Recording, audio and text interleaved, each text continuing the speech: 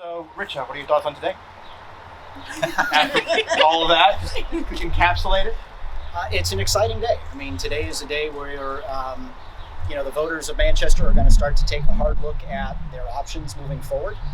One thing I would really like to see are debates. I hope the media outlets in the city, including yours, are going to host debates. There are very serious challenges that are facing our city, and I think it's about time that we have an honest examination of everybody's record, everybody's proposals, so the voters can measure twice and cut once. I'm ready to go. You touched upon the difference between this filing day and the other two filing days for mayor. Can you elaborate a little bit more on that and your thoughts on that? Well, listen, I could have very easily organized, a big rah-rah rally and a whole lot of hoopla. But to be perfectly honest with you, I really think the city is in a place where it's beyond the hype, and it needs to be. These are serious times, and they require serious people.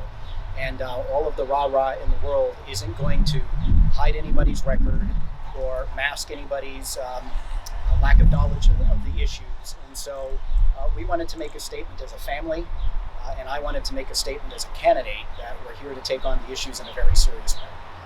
Do you feel like you're dividing the anti-Craig vote in Manchester? Well, I don't know that I'm dividing the anti-Craig vote in Manchester. I think we have an open primary. We have three candidates. It's one of the reasons why I'm eager to have the debates that I've just called for, is because I want the voters of the city of Manchester to have all of the information they can have to make an informed choice. Two of us are going to survive. The question is which two, and while I never take any election for granted, I think my 30 years of experience, both in elected and appointed office and as a media figure that has constantly addressed the issues, I think the voters are going to take a look at that resume, because after all, we're applying for a job.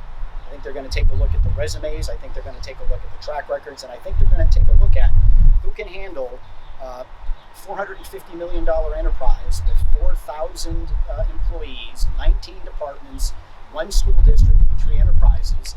And I think it matters to them that the person who takes office can walk into that office on day one and know how to do more than answer the telephone and try to figure everything out. So I've been there.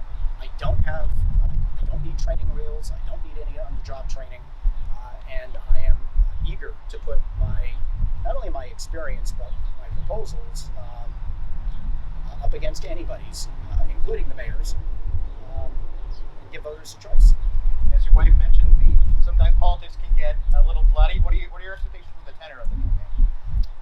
Well, I know what I'm going to do, and I'm just simply going to focus on qualifications for the job and the solutions that will lead Manchester positively forward in the future.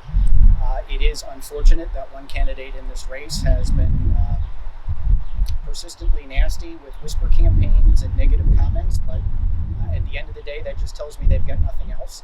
And so I'm going to just keep my eyes focused on the prize, and that prize is winning this election in 1st September, then in November, and doing it by presenting my experience, presenting my ideas, and showing, as I have through the many endorsements I've released, that not just Republicans and not just one kind of Republican are supporting me, but I'm very happy to have support from across the political spectrum, Republicans, Democrats, and Independents.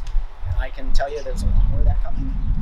With that, we thank you, and if you want to know, that's Mom, that's my son Dominic, my daughter Colette, my daughter Madeline, my son Emmerich, my daughter Amelie. I gave you birth order, my wife, and her mother. She was born last. Thank you.